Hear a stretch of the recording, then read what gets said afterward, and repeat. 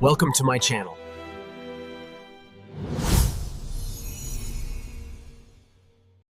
The rain in Lochdubh did not fall so much as it drifted, a fine, soaking Highland mist that clung to the wool of Hamish Macbeth's jumper and turned the surrounding peaks of Sutherland into ghostly, indistinct shapes.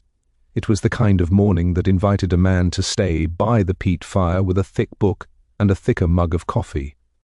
Hamish, the village's solitary police constable, was doing his level best to achieve exactly that.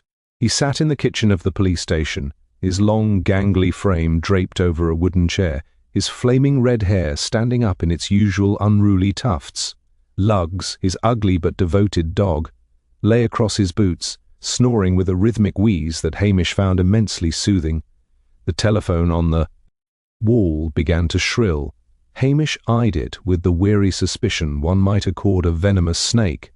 It was bound to be Chief Inspector Blair from Strathbane, wanting to know why the weekly reports hadn't been filed, or perhaps some frantic tourist complaining that a sheep was looking at them threateningly. Hamish let it ring. He was currently occupied with the delicate art of poaching a salmon, meant alley at least. He knew exactly which pool in the Lochdubh held a silver beauty that would look magnificent in a poaching pan, provided he could avoid the watchful eyes of the estate water bailiff.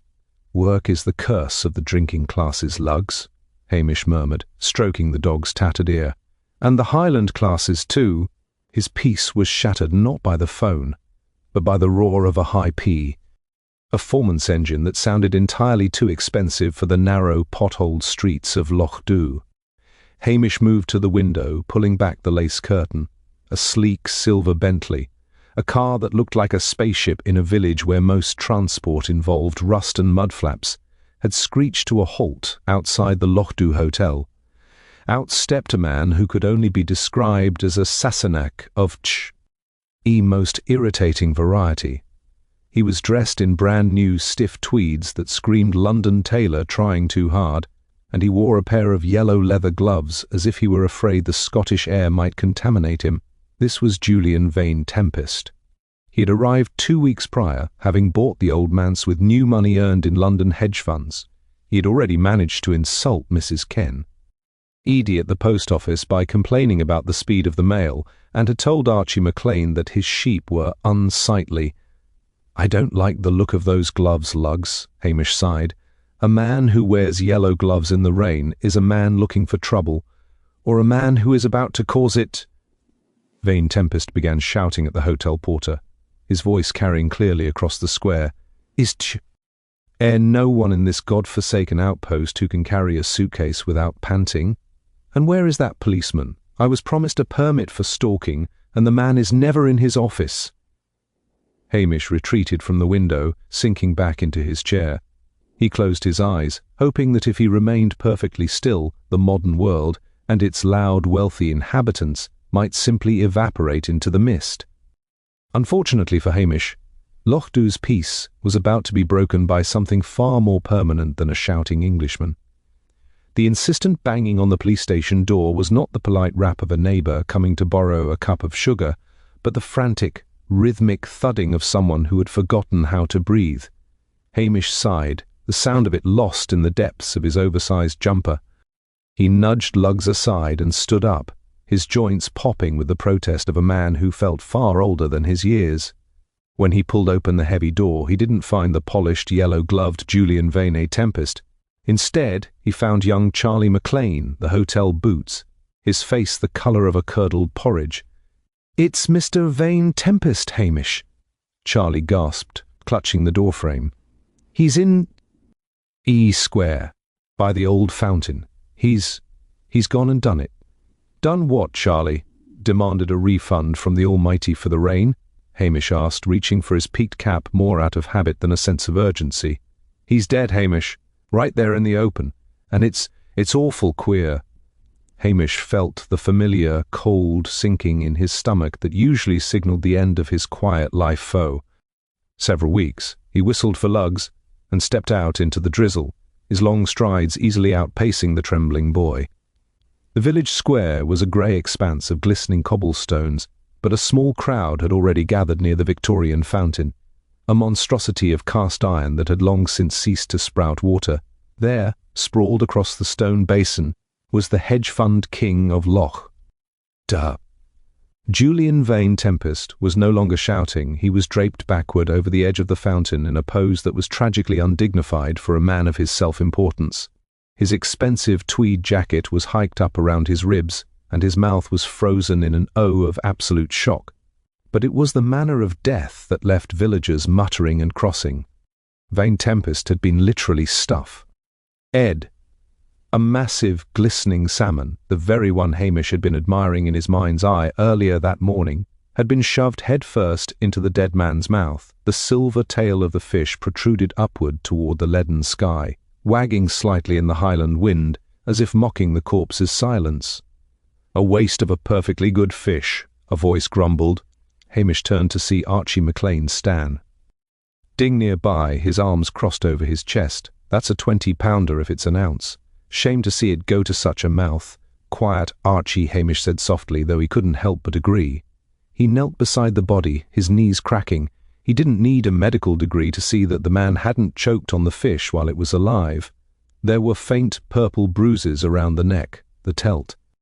Signs of a strong pair of hands. The salmon had been an afterthought, a grim symbolic joke played by the killer. It was a Highland message. The man who wanted everything had finally been given a mouthful he couldn't swallow. Hamish's eyes roved over the scene, ignoring the chatter of the gathered locals. He noticed the way the yellow gloves were still pristine, despite the man's struggle. He noticed a small, torn scrap of blue silk caught in the ironwork of the fountain, fluttering like a tiny flag. He didn't touch it. Instead, he pulled a small notebook from his pocket and began to scribble, his movements slow and deceptive. To any observer, he looked like a bored policeman wondering when he could go back to his tea. In reality, he was cataloguing the height of the bruises, the angle of the body, and the fact that the Bentley's door was still standing wide open in the middle of the road. "Should we call the doctor, Hamish?" Mrs. Kennedy called out from the fringe of the crowd, her eyes wide with a mix of horror and delighted gossip. "The doctor won't be doing much for Mr. Vane Tempest now, Mrs. Kennedy," Hamish replied, his voice a low Highland drawl. "But you might want to LL the hotel and tell them he won't be arriving for his luncheon. And then I suppose I'll have to call Strathbane." The thought of calling headquarters made his head ache. He knew exactly what would happen. Within 2 hours, the quiet air of Lochdubh would be poisoned by the exhaust fumes of police cruisers and the even more noxious presence of Detective Chief Inspector Blair. Blair would arrive, like a whirlwind of incompetence, shouting orders and trampling over every delicate nuance of village life. Hamish looked dead again. Vane Tempest had been in Lochdubh for less than a month, yet he had managed to cultivate an impressive list of enemies. He had threatened to sue the local council, attempted to block a public right-of-way that had been used for centuries, and had recently hinted at cleaning up the village's poaching problem. "You should have stayed in London, Mr. Vane Tempest," Hamish whispered to the corpse. "The fish are much friendlier there." He stood up, brushing the dampness from his trousers. The peace of Lochdubh hadn't just been shattered, it had been ground into the dirt. And as the distant wail of a siren began to echo through the glen, Hamish knew his days of poaching salmon and dodging phone calls were officially over. The useless policeman of Lochdubh had work to do, even if he intended to look as if he weren't doing it at all. The wail of the sirens grew from a faint lament in the hills to a piercing shriek that sent the local gulls spiraling into the mist. Within the hour, the tranquility of the village square was obliterated by the arrival of four white and blue police cruisers, their tires skidding on the damp cobbles. From the lead car emerged a man who looked as if he had been designed by nature specifically to be angry. Detective Chief Inspector Blair was a thick-set man with a face the color of an overripe plum and a neck that seemed to have been swallowed by his collar. He stomped toward the fountain, his heavy boots splashing through puddles with a total disregard for the crime scene or the dignity of the dead. "Macbeth," Blair roared, his voice bouncing off the stone walls of the Lochdubh Hotel. "What in the name of God is this circus? Why is half the village standing around gawping at a corpse like it's a bloody Punch and Judy show?" Hamish, who was currently leaning against a lamppost with his hands buried deep in his poe. Ketz gave a slow, respectful nod that hid his internal wince. "Good morning to you, sir. I've kept them back as best I could, but it's a small square and a very large fish." Blair died when he finally saw the fountain. His eyes bulged, and for a moment Hamish thought the man might actually have a stroke. Is that a salmon?" "It is indeed, sir. A fine henfish, I'd say. Though it's a bit bruised now, what with being used as a cork." "Don't be smart with me, you Highland peasant," Blair spat, turning his fury on the huddle of villagers. "Clear out, all of you. This is a murder investigation, not a bake sale." He turned back to Hamish, his finger jabbing the air. "And you, I want a perimeter, I want the logbook filled, and I want you to stay out of my way. This is a high-profile case." Vane Tempest had friends in the Home Office. This isn't one of your local sheep-stealing squabbles. Blair's team, two weary-looking detectives named Anderson and McNabb, began setting up yellow tape with the practiced boredom of men who had seen too many bodies and heard too many of Blair's tantrums. Blair himself began pacing around the fountain, his breath coming in ragged huffs. He didn't look at the scrap of blue silk Hamish had spotted, nor did he look at the way the dead man's boots were scuffed at the heels, suggesting he had been dragged a short distance. Instead, Blair focused entirely on the most obvious and most loud-mouthed person present. "Who found him?" Blair demanded. "Charlie McLean, the boots from the hotel," Hamish said, pointing to the trembling lad sitting on a nearby bench. Blair marched over to Charlie, towering over him. Why were you out here? Looking to rob him, were you? See a rich Sassenach and think he's an easy mark?" "No, sir," Charlie squeaked. I was checking the bins. I saw the Bentley with the door open and thought it odd." "Likely story," Blair sneered. He turned to Anderson. "Get this boy's details, and find out who own. It's the poaching rights nearby. This fish is a signature. It's local. Probably some disgruntled crofter who didn't like the way the deceased looked at his daughter." Hamish watched from the sidelines, his face a mask of dull-witted compliance. He knew Archie McLean had a grudge against Vane Tempest, but Archie was 70 years old and suffered from gout. He couldn't have lifted Vane Tempest's ego, let alone his body. Furthermore, the salmon hadn't been caught with a hook or a net. There were no marks on its scales. It had been tickled out of the water, an old, silent poaching trick that required immense patience and a very gentle touch. "Sir," Hamish intervened softly, "if I might suggest the Bentley has been running its heater. Mr. Vane Tempest was likely expecting to meet someone. A man doesn't leave his car door open in this rain, unless he's in a great hurry or thinks he's only stepping out for a second." Blair whirled around, his face darkening further. "I don't pay you for your suggestions, Macbeth. I pay you, or rather the taxpayers of Scotland pay you, to stand where you're told and look like a policeman. If I want the opinion of a man who lives in a station that smells lick, wet dog and old stew, I'll ask for it. Now go get some tea for my men. And make yourself useful by staying out of my sight."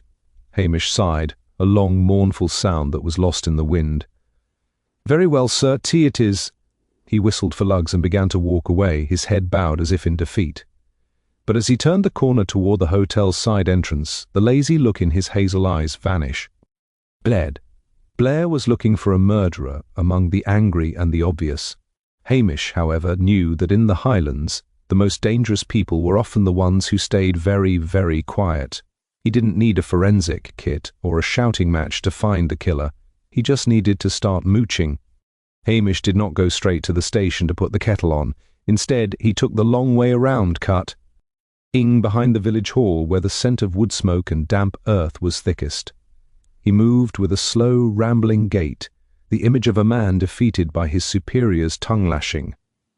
Lugs trotted at his heels, occasionally pausing to sniff at a discarded crisp packet. To any onlooker, the village constable was merely wandering off to lick his wounds, but Hamish's mind was working with the précis. Ion of a clock. Blair was busy shouting at the obvious, which meant the subtle truths of Lochdubh were left entirely to Hamish. His first stop was the back door of the Lochdubh Hotel. The kitchen was a sanctuary of heat and steam, dominated by Mrs. Wellington, the proprietor's wife, who was currently venting her shock by viciously kneading a massive ball of dough Dreadful business, Hamish, she barked, not looking up. A man stuffed with a fish. In my square. It'll ruin the tourist trade before the season even begins. It is a bit of a mess, Mrs. Wellington, Hamish agreed, sliding onto a stool near the Aga. A terrible waste of salmon, too. I don't suppose Mr. Vane Tempest was a particular favourite of yours? Mrs. Wellington paused, her floury hands hovering. He was a bore, Hamish. A loud, demanding Sassenach who thought a chequebook was a substitute for manners. He'd been staying here while the manse was being decorated, you know. Complained about everything, the Wi-Fi, the water pressure, even the quaintness of the locals. He had a visitor last night, not the usual sort. Hamish tilted his head, his expression one of mild, sleepy interest. A visitor? Late, was it? Nearly? 11. A woman. I didn't see her face, just a flash of a blue silk headscarf and a very expensive-looking coat. They went into the small lounge and argued, or rather she hissed at him and he laughed that awful braying laugh of his. He called her darling, but it sounded like he was spitting a stone. Hamish thought of the scrap of blue silk he'd seen snagged on the fountain. And did this lady have a name, do you think? She wasn't a guest. She drove off in a silver sports car, far too fast for the village roads. Almost clipped Archie's sheepdog. Hamish nodded, making a mental note of the silk in the car. He mooched a buttered scone from a cooling rack, offering half to lugs, and made his way out before Blair's detectives could come looking for their tea. His next stop was the post office, where Mrs. Kennedy was already holding court. The post office was Lochdubh's nervous system. Every secret eventually passed through its doors. "Hamish, have you arrested that brute Blair yet?" Mrs. Kennedy chirped, her eyes gleaming with the thrill of the tragedy. Shouting at poor Charlie. Everyone knows the boy hasn't the stomach to kill a fly, let alone a hedge funder. He's just doing. Gee, his job, Mrs. Kennedy, Hamish said mildly, leaning against the counter.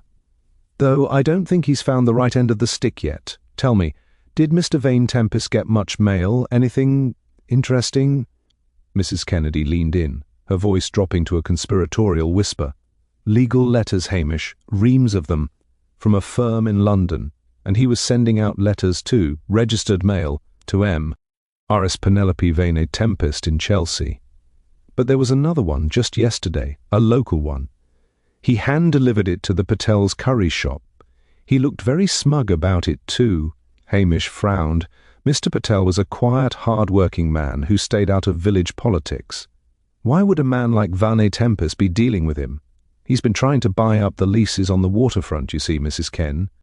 Neddy continued, sensing Hamish's curiosity. Wanted to turn the whole row into boutique holiday lets. Mr. Patel told him to go whistle, but Vane Tempest said he had information that would change his mind. Information, eh? Hamish murmured. He thanked Mrs. Kennedy and retreated into the fog. The picture was beginning to sharpen, but it was a dark and ugly one. Vane Tempest hadn't just been an arrogant outsider. He had been a blackmailer, a man who treated people's lives like stocks to be manipulated. He looked toward the square, where Blair was currently red-faced and screaming into a radio.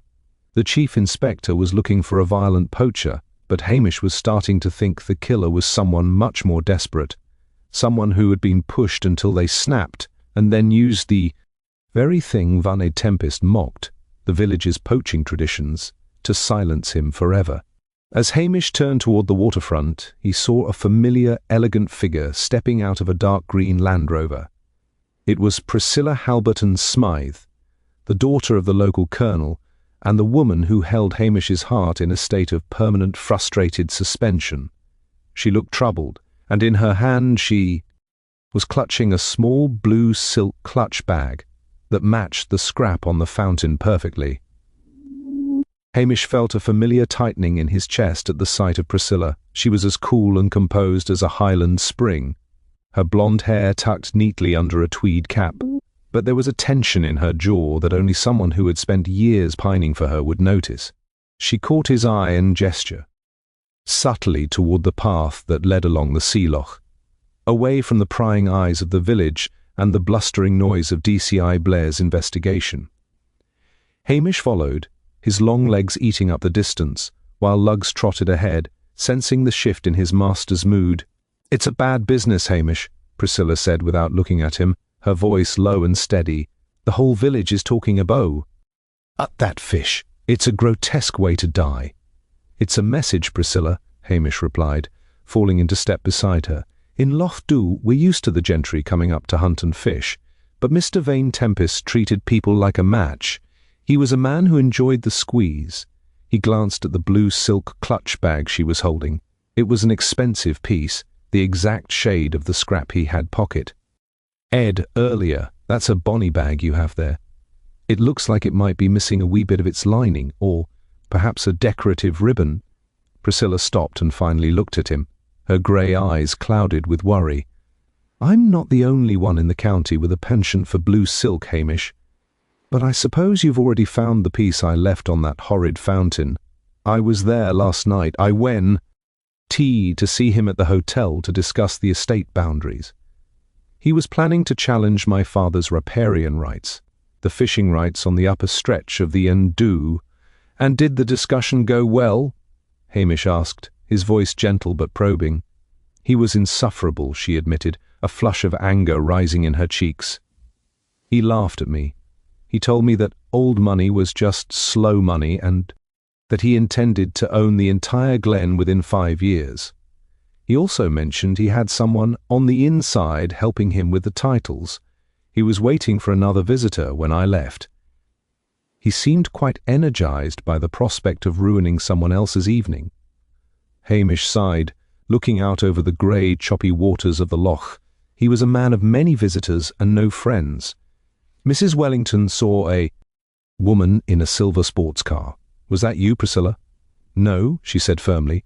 "I drove the Land Rover, but I did see a silver Mercedes speeding away toward the drum bridge as I was leaving. I couldn't see the driver, but the car had a Tommel Castle sticker on the rear window." Hamish's eyebrows shot up. Tommel Castle was the seat of the Earl of Strathire, a man who was currently drowning in debt and desperate to keep his ancestral lands from being broken up. If Vane Tempest had been circling the Earl like a shark, the motives for murder were starting to pile up higher than a winter snowdrift. "You should tell Blair," Hamish suggested, though he knew the answer, "and be dragged into a scandal. My father would have a fit, and Blair would treat me like a criminal just for being present, Priscilla countered. "No, Hamish, I'm telling you because you're the only one who actually knows this place. You know that Vane Tempest wasn't just a nuisance, he was a predator. He told me he'd found a flaw in the Patel's lease and a scandal in the minister's past. He was collecting people's misfortunes." Hamish nodded slowly. This was the darker undercurrent of the Highlands that outsiders really saw, the way secrets could be used as currency when the actual money ran out. He realized now that the salmon wasn't just a signature of poaching, it was a gag. The killer hadn't just wanted Vane Tempest dead. They wanted him to stop talking, stop threatening, and stop devouring the lives of the locals. "Go home, Priscilla," Hamish said softly. "Keep the bag out of sight. I'll handle Blair. He currently convinced that Charlie McLean killed him for his pocket watch, which is about as likely as Lugs turning into a vegetarian." She reached out and touched his arm, a brief gesture that sent a jolt through him. "Be careful, Hamish. Whoever put that fish in his mouth wasn't just angry, they were precise. They knew exactly how to silence a man." As she walked away, Hamish felt the weight the case shifting. It wasn't just a matter of a boisterous outsider anymore. It was about surviving the village hierarchy. He needed to find out who had the most to lose, and to do that, he had to look past the earls and the gentry and back toward the humble shops of Lochdubh. The clue wasn't in the silk, it was in the silence. Hamish watched Priscilla's Land Rover disappear into the mist before, turning his attention back to the village square, where the atmosphere had shifted from shocked silence to a theatrical display of police authority. DCI Blair was in his element, which is to say he was standing in the middle of the road, facing a violent shade of magenta, barking orders at a cowering figure. As Hamish approached, he saw that Blair had finally found a target for his frustrations. "Patel, the owner of the local curry shop, I've got you now, you shifty little man," Blair bellowed, ignoring the light drizzle that was beginning to puddle in the brim of his hat. "We found the witness. Mrs. Kennedy saw Vane Tempest at your shop yesterday. And what do we find in your back kitchen? A set of poaching nets and a floor that's been scrubbed so clean it smells like a hospital ward. You killed him because he was going to evict you, didn't you? You lured him out to the fountain, strangled the life out of him, and then stuck a fish in his gob as some kind of sick joke. Mr. Patel looked small and terrified, his hands trembling as he clutched a dishcloth. "Officer, please, the nets belong to my brother-in-law in Ullapool, and I scrub the floor every day. It is a kitchen. I did know. To see Mr. Vane Tempest last night. He came by yesterday to threaten me, yes, but I stayed in my shop until closing." "Lies," Blair roared. "McNab, cuff him. We're taking him to Strathbane for questioning. This is an open and shut case. Motive, opportunity, and the tools of the trade found on the premises." Hamish stepped forward, his expression carefully blank, his voice a low, soothing drawl. The tea acted like a bucket of cold water on Blair's fire. "Now then, sir, if I might just have a wee word. I'm sure Mr. Patel is telling the truth about the nets. They're monofilament, you see, modern things. But that salmon in the fountain, well, it wasn't caught in a net." Blair turned, his eyes narrowed. "And how would a country bumpkin like you know that, Macbeth? Because a netted fish has mark. S on its scales, sir. It loses its bloom." The fish in the fountain was smooth as a baby's cheek. It was ticklish. It takes a certain kind of hand to tickle a salmon, a Highland hand, and a very patient one at that. Mr. Patel here is a fine cook, but he hasn't the patience for standing waist-deep in a freezing river for 3 hours. "Besides," Hamish added, pointing toward the ground near Blair's F. "Eat. There's the matter of the cat." "The cat?" Blair snarled. "What bloody cat?" "The Patels have a ginger tom called Simba," Hamish explained, crouching down to pick up a small, stiff object from the gutter. It was a cat's collar, broken at the buckle. "Simba is the light of Mr. Patel's life. If Mr. Patel had been out murdering people at the fountain, he would have noticed Simba was missing." "Tea, more importantly, sir. Look at the collar. It's been cut with a very sharp knife, the kind of knife used for gutting fish, and it was found right here, under the Bentley's tyre." Blair looked at the collar and then back at Hamish, his face twitching. "So what? The cat got in a fight?" "No, sir," Hamish said softly. "The cat was used. Someone knew Mr. Patel was an easy target for your robust investigative methods. They planted the collar near the body to lead you straight to the curry shop. But the person who cut this collar didn't realize that Simba was seen by the schoolteacher, Miss Bishop, 3 miles away in the hills at the exact time of the murder. Someone went to a lot of trouble to make it look like a local dispute over a lease, but they were a bit too clever for their own good." Blair's jaw worked silently for a moment. He hated being corrected, but he hated looking like a fool in front of his subordinates even more. He looked at the trembling Mr. Patel and then at the broken collar. "Fine, uncuff him. But you, Macbeth, if this is a wild goose chase, I'll have your badge. If Patel didn't do it, who did? Who else had a reason to silence Sassenach?" Hamish looked toward E Hotel, where the light in the upper window was just being extinguished. He thought of the silver Mercedes with the Tommel Castle sticker and the information Vane Tempest had been bragging about. The red herring of the disgruntled local was exactly what the killer had intended Blair to swallow, hook, line, and sinker.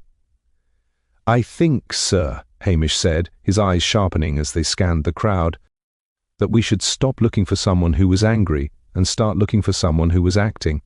Someone who seemed a bit too helpful this morning, because the man who tickled that fish didn't just have a grudge, he had a very specific set of skills, and he's still standing right here in Lochdubh watching us fail." Blair grunted, turning away to hide his embarrassment. "Just get the tea, Muckby, and stay out of the way while real detectives do the thinking." Hamish nodded obediently and began to walk away, lugs at his heels. He had successfully saved Mr. Patel, but the realization was settling in that the killer was far more cold-blooded than he'd initially thought. To frame a gentleman like Patel showed a level of ruthlessness that didn't fit a simple crime of passion. He needed to find the hidden motive, the secret that was worth more than a life, before Blair decided to arrest someone else just to tidy up the paperwork. The mist began to thicken as Hamish retreated toward the police station, the damp cold seeping through his thick, woolly jumper. He ignored Blair's retreating shouts and focused instead on the memory of the information Mrs. Kennedy had mentioned. Vane Temp. Est hadn't just been a bully. He had been a man who collected the vulnerabilities of others like rare stamps. Hamish knew that in a close-knit community like Lochdubh, a secret was often more valuable than land, and Vane Tempest had been threatening the very foundations of several local lives. He needed a moment of quiet to piece together the disparate threads, so he detoured to the old stone brid. She, where the water of the Andoo rushed beneath with a mournful roar. As he leaned against the lichen-covered parapet, he recalled the silver Mercedes Priscilla had seen. It wasn't just the Earl of Strathire who frequented Tommel Castle. The Earl's daughter, Lady Jane, was a woman known for her expensive tastes and her even more expensive gambling debts that had recently been bought up by a London firm. If Vane Tempest had been the one holding those markers, he would have had the Earl's legacy in a stranglehold. But there was something else, a smaller, more domestic secret that had been gnawing at the back of Hamish's mind ever since he saw the salmon. "It's about the fish lugs," Hamish whispered, the dog looking up with soulful eyes. "Everyone thinks the salmon was a symbol of Poak. Hing, a way to mock the Sassenach.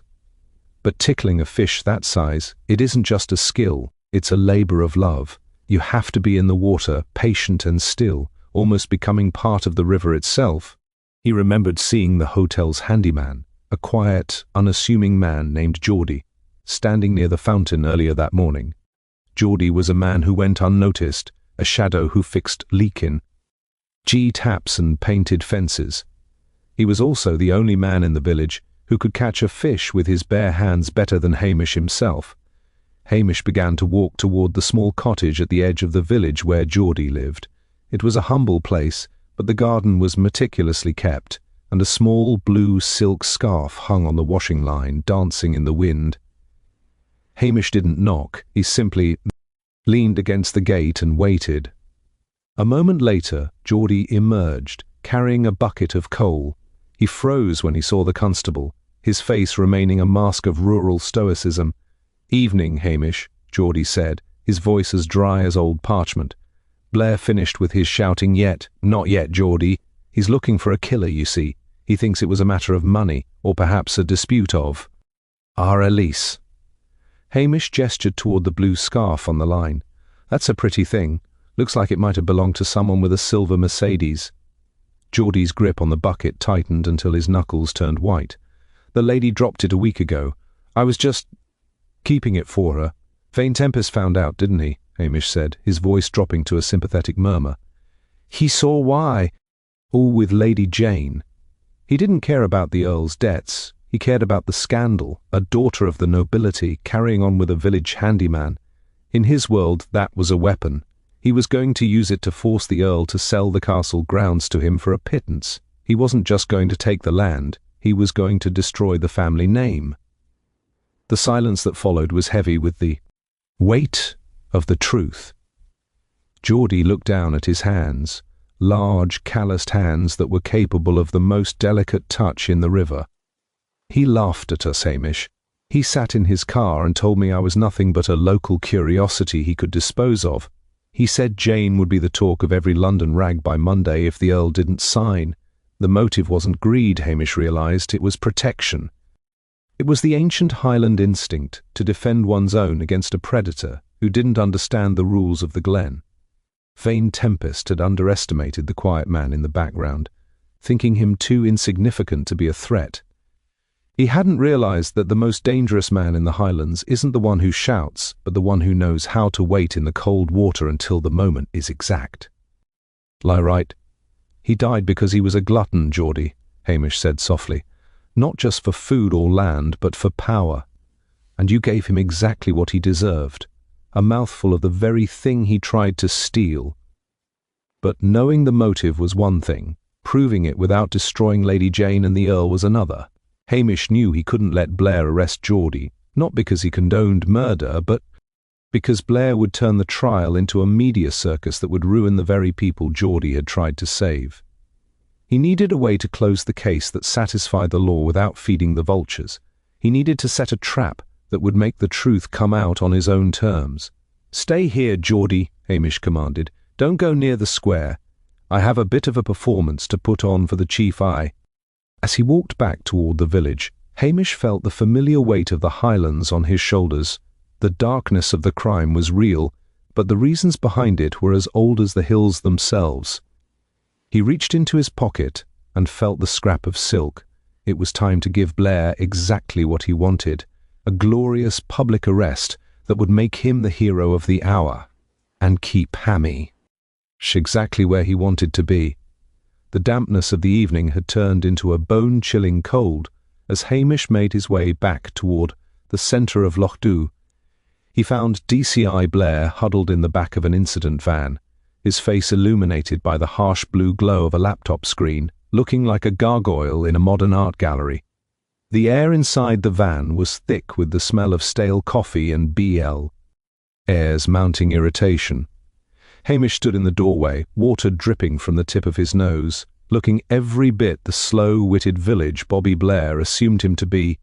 "I thought I told you to get lost, Macbeth," Blair barked, not looking up from a spreadsheet of Vane Tempest's recent bank transactions. "I'm busy tracing the money. That's how you solve crimes, in the real world. You follow the PO. Uns and pence, not the smell of wet heather." "I'm sure you're right, sir," Hamish said, his voice thick with a deceptive humility. "But I thought you'd want to know. I've been mooching about as you suggested, and I heard a whisper. It seems Mr. Vane Tempest wasn't just interested in land. He was interested in the Strathire jewels, the ones the Earl supposedly lost in a card game back in the 5th. Ties. Blair finally looked up, his eyes widening with greed. A high-value theft or a recovered heirloom would look far better on his commendation report than a local spat over a fish. Jewels? What jewels? And what's that got to do with a dead man in a fountain?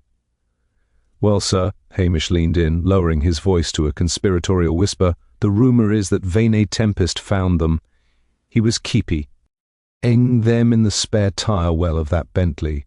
He was planning to smuggle them out of the Highlands today. I reckon someone else heard the rumour too, someone who wasn't about to let the Sassenach drive off with the family legacy. If I were a betting man, I'd say they're still in that car, and the killer is waiting for us to leave so they can come back for them." Blair was already on his feet, his chair scraping loudly against the van's floor. "The car! We haven't searched the spare tyre well yet. Why wasn't this in your initial report, you idiot?" "I only just heard it, sir, from a very reliable source near the hotel. If you were to hide the police cars behind the old smithy and wait, I'd wager the killer will return under the cover of this fog. They'll think the stupid locals have given up for the night." Blair's face contorted into a smirk of triumph. Finally, a bit of actual police work. "Right. McNabb. Anderson, lights off. We're moving the vehicles. We'll stake out the square from the shadows. And Macbeth, you stay in the station. I don't want your clumsy feet tripping over the evidence." Hamish nodded obediently, watching as the police cruisers doused their lights and crept mechanical ghosts toward the darkness of the smithy. But Hamish didn't go to the station. He knew there were no jewels in the Bentley. He had checked the tyre well himself hours ago, while Blair was busy shouting at Mr. Patel. The rumour was a siren song designed to draw the police away from the real target. He moved silently through the mist toward the waterfront, lugs following at his side. Ike, a shadow. He wasn't going to the car. He was going to the old boat shed where Geordie kept his tools. Hamish knew that Geordie, driven by a mixture of guilt and a desperate need to protect Lady Jane, would try to dispose of the one piece of evidence that truly linked him to the crime, a pair of waterlogged, muddy boots and the heavy, distinctive iron bar he had used to exert pressure on the N. Before the fish was ever involved. Hamish reached the shed and slipped inside, the air smelling of salt tar and old wood. He didn't turn on a light. He simply sat on an upturned lobster creel and waited. 10 minutes passed. The only sound was the rhythmic slapping of the loch against the pilings. Then the door creaked.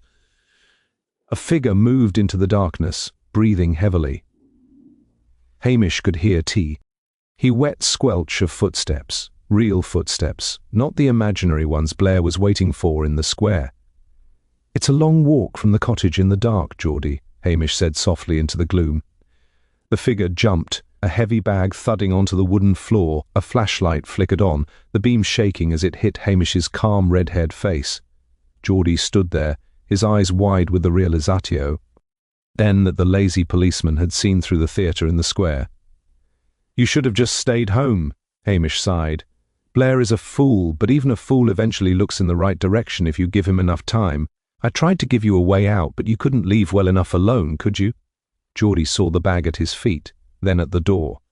He was a strong man, seasoned by years of hard labour, and for a moment Hamish saw the calculation of a cornered animal in his eyes. The trap was set, but as the wind howled outside, Hamish realised he was the only thing standing between a desperate man and the cold, deep waters of the loch. The shadows in the boat shed seemed to lengthen, drawn out by the flickering yellow beam of Geordie's flashlight. The handyman stood frozen, his chest heaving under a thick salt-crusted jumper.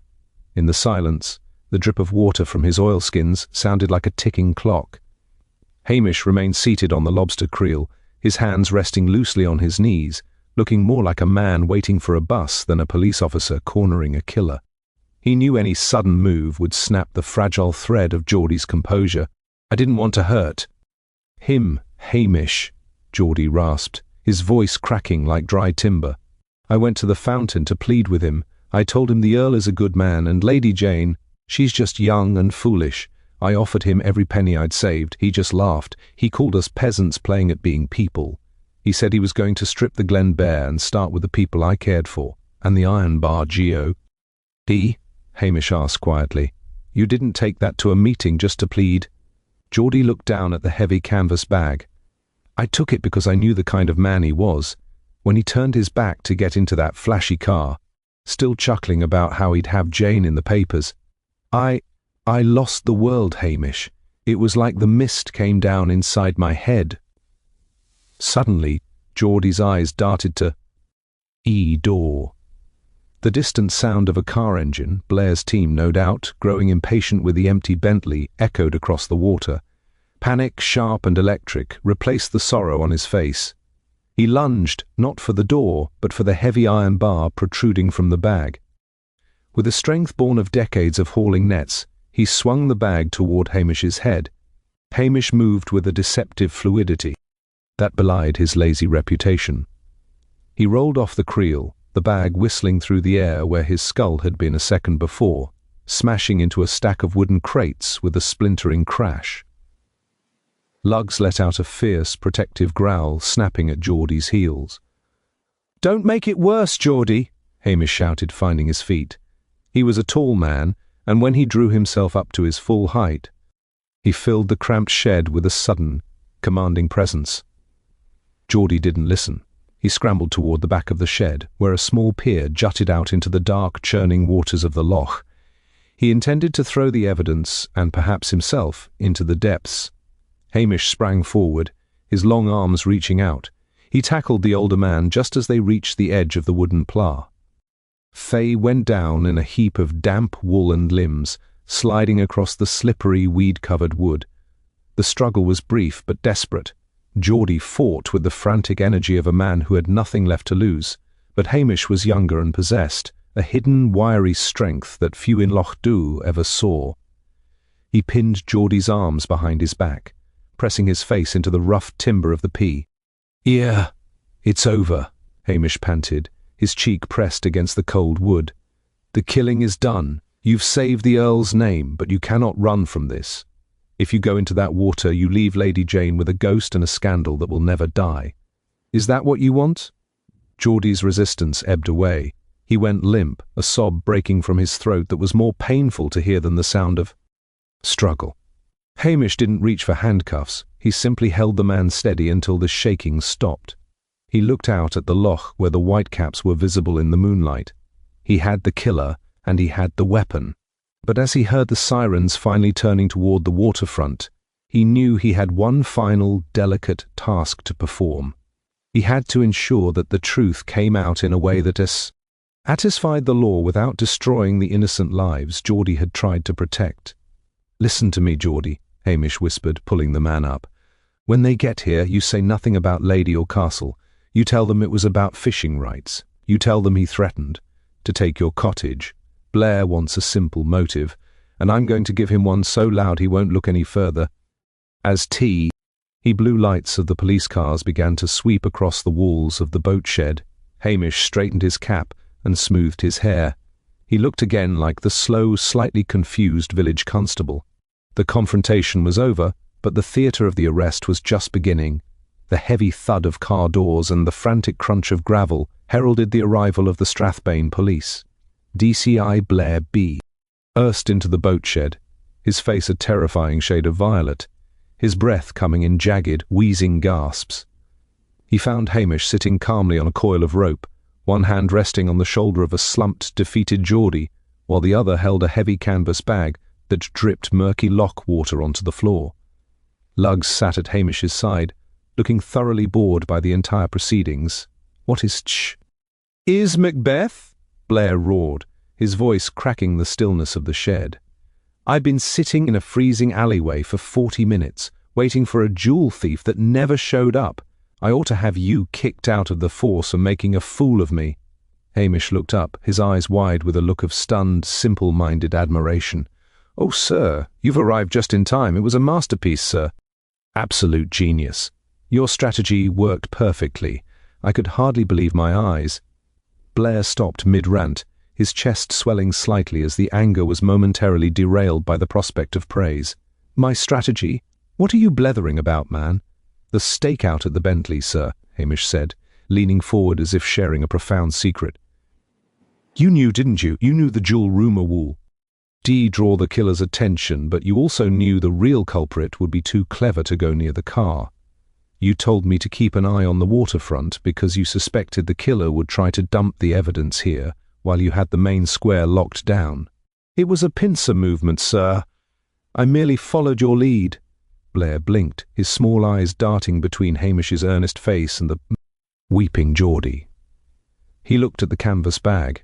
"And what's in there, then?" "The weapon, sir," Hamish replied, opening the bag to reveal the iron bar and the muddy, distinctive boots. "And poor Geordie here has confessed. It turns out Vane Tempest was going to evict him from his cottage to build a luxury sauna." Geordie snapped. "He's admitted to the whole thing, the struggle, the fish, everything. He even told me how he tried to frame the Patels because he knew a sharp detective like you would be looking for local tensions. He thought he could outsmart you, sir, but your presence in the village was just too much for his nerves." Blair's chest was now so inflated that his waistcoat buttons looked to be under considerable seasonal stress. He turned to McNabb and Anderson, who were lurking in the doorway. "Did you hear that? I knew the minute I saw that fish it was a local job. The Bentley was just a feint to keep the press busy. I directed Macbeth here to cover the rear while I secured the perimeter." He marched over to Geordie and grabbed him by the arm, hoisting him up roughly. "Geordie, you're under arrest for the murder of Julian Vane Tempest. You thought you could hide from the Strat." "Bun CID, did you?" "Not on my watch." Hamish stood up, dusting off his trousers with a sigh of relief. "It's a magnificent catch, sir. The super will be delighted. A high-profile murder solved in under 12 hours. You'll be the talk of the North. I wouldn't be surprised if there was a promotion for this for you, or at least a very long, very public trial in Inverness." Mentioning promotion and public fame was the final hook. Blair began barking orders, completely forgetting his previous desire to have Hamish's badge. He was already composing the press release in his head, one in which he had personally wrestled the killer to the ground while the local constable stood by and watched in awe. "Right, get him to the car, and get that bag into evidence," Blair shouted, shoving Geordie toward his detectives. He paused at the door, looking back at Hamish with a patronizing sneer. "You did all right, Macbeth, for a peasant. I'll make sure to mention in my report that you followed my orders to the letter. Don't think this makes you a true detective. You just got lucky I was here to point you in the right direction." "I wouldn't dream of it, sir," Hamish said, touching his cap. "I'm just the village is safe again. I'll just go back to my station and finish my coffee, if that's all right with you." Yes, go on then," Blair waved him away dismissively. "Try not to trip over your own feet on the way home." Hamish watched as the sirens faded into the distance, taking with them the noise, the arrogance and the threat of a promotion that would have moved him to a concrete office. In a grey city, he had protected the Earl, saved Lady Jane's reputation, and ensured that the lazy policeman of Lochdubh remained exactly where he belonged. He whistled for lugs and began the long walk back through the mist, the silence of the Highlands settling over him like a warm blanket. The last of the police sirens had finally surrendered to the vast, absorbing silence of the Sutherland High. LLS. Hamish stood on the pier for a long moment, watching the red tail lights of Blair's convoy vanish into the thick Highland haze. The air was beginning to smell of wood smoke again, the sharp antiseptic scent of the investigation drifting away with the outsiders. He reached into his pocket and found the scrap of blue silk he had retrieved from the fountain earlier that day. With a quick, decisive VEE movement, he let it fall into the dark, swirling waters of the loch. It fluttered for a second like a dying butterfly before the current pulled it under, carrying the secret of Lady Jane and the handyman into the deep, cold Atlantic. "Well, lugs," Hamish murmured, his voice barely a breath in the wind. "The world is right side up again. Or as right side up as it ever gets in this part of the country." He began the walk back to the village, his boots clicking rhythmically on the wet tarmac. As he passed the Lochdubh Hotel, he saw the silver Bentleys still sitting in the square, now draped in yellow police tape that looked garish and out of place against the ancient stone. Tomorrow, a tow truck would come from Strathbane to haul it away, and eventually the manse would be put back on the market. Someone else would buy it, perhaps another Sassenach with too much money and too little sense, but for tonight the village was reclaiming its own. He found the police station dark and welcoming. The fire in the kitchen had burned down to a glowing heap of peat embers, casting a soft orange light over the room. Hamish didn't turn on tea. He electric light. He preferred the shadows. He moved with the practiced ease of a man who knew every creak of the floorboards, putting the kettle on the stove and sliced a thick piece of crusty bread. He felt a profound sense of relief, not because a murderer had been caught, though that was a tidy enough conclusion, but because he had successfully engineered his own failure. Blair's report would paint Hamish as a bumbling assistant, a local fixture who was useful for holding bags and making tea, but utterly incapable of higher-level thought. It was a reputation Hamish had cultivated with the care a gardener gives to a prized orchid. The phone on the wall gave a short, sharp ring. Hamish ignored it. It was likely Priscilla wanting to know the outcome, or perhaps the local reporter for the Rossshire Journal. He will talk to them tomorrow. For now, he sat in his armchair, the warmth of the fire seeping into his bones. Lugs flopped down on the rug, his tail giving a single contented thump against the floor. Hamish thought of Geordie. The man would go to prison certainly, but with the motive Hamish had fed to Blair, the threat of eviction and the loss of his ancestral home, the Senton. CE would likely be mitigated by a sympathetic Highland jury. The Earl would remain at Tommel Castle. Lady Jane would marry some suitable, boring baronet in a year or two, and the scandal that Vane Tempest had hoped to ignite would remain nothing more than a flicker of gossip in the back room of the pub. "Justice is a queer thing, Lugs," Hamish said, staring into the embers. "It's not always found in a law book.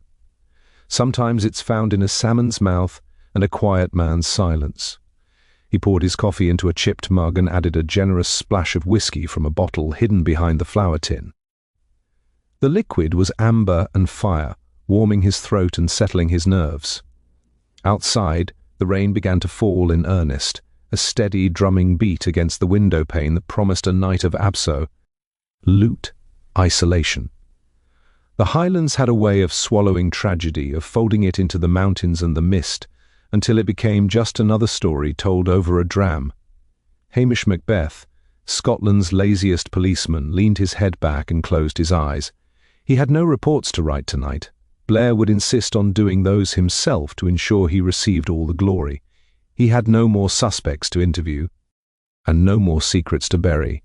He was exactly where he wanted to be, in his own kitchen, in his own village, with his own dog. The peace of Lochdubh had been restored, and as far as the rest of the world was concerned, Hamish Macbeth hadn't lifted a finger to help. It was the perfect end to a very long day. The morning light filtered through the station window, pale and thin, as the first true day o' peace returned to Lochdubh. Hamish stood at the door, watching the mist lift off the loch like a curtain rising on an empty stage. The circus had fully departed, the yellow tape had been cleared away by a sheep-chasing wind, and the village square looked once more like a place where nothing more violent than a spilled pint ever occurred. A familiar dark green Land Rover pulled up to the curb. Anne, Priscilla Halberton Smythe stepped out. She looked refreshed, though her eyes held a sharp, searching quality as she approached the constable. Hamish leaned against the door frame, a piece of dry toast in one hand and a mug of coffee in the other, the picture of Highland indolence. "So, it's settled then?" she asked, her voice carrying across the quiet air. "I saw the headlines on the early news. Masterful investigation by DCI Blair leads to swift arrest." "They didn't mention you at all, Hamish. Just the way I like it, Priscilla," Hamish replied with a faint, enigmatic smile. "Blair has his headlines, the super has a closed file, and I have my piece. If they thought I was the one who found Geordie, they'd be trying to move me to a desk in Inverness before the week was out. I'd rather be thought of as the local fool than a city sergeant." Priscilla looked toward the water, where the Undub met the sea loch. "And the other details? The things that weren't in the report?" "The Highlands have a very deep stomach, Priscilla. They can swallow many things and never show a bulge. Geordie told his story about the fishing rights and the cottage, and Blair was so happy to have a simple motive that he didn't look for a second one. Sometimes, the most honest thing a man can do is tell a believable lie to protect a greater truth." Priscilla reached into her pocket and produced a small silver whistle, a gift she'd once given Hamish for training lugs. "You're a strange man, Hamish Macbeth. You solve the world's problems just so you can be left alone to ignore them. It's a specialist Ed's skill," he joked, though his eyes remained serious. As she drove away, waving a gloved hand, Hamish felt the final thread of the Varney Tempest affair snap clean. He turned back into the kitchen, where the scent of peat and old wool was a comfort. He had protected the hierarchy of the glen, not because he particularly loved the Earl or Lady Jane, but because they belonged to the land, whereas Van Tempest had only wanted to consume it. He picked up the local newspaper, which featured a large, unflattering photo of a red-faced DCI Blair pointing aggressively at the fountain. Hamish chuckled softly, then used the page to start the morning fire in his stove. It was a fitting end for the Highland hero's grandest moment. Lugs gave a sharp, happy bark, nudging Hamish's leg. The constable looked down at his dog, and then at the shimmering surface of the river in the distance. The salmon were jumping again, silver flashes of life returning to the pools. "Come on then, Lugs," Hamish said, grabbing his old fishing rod from behind the door. "The investigation is over, and the water is just right. I believe there's a 20-pounder with my name on it, and this time I'm Goy. To make sure it ends up in a frying pan instead of a Londoner's mouth." With a spring in his step that no one from Strathbane would have recognised, the useless policeman of Lochdubh headed for the hills, disappearing into the heather as if he had never been there at all.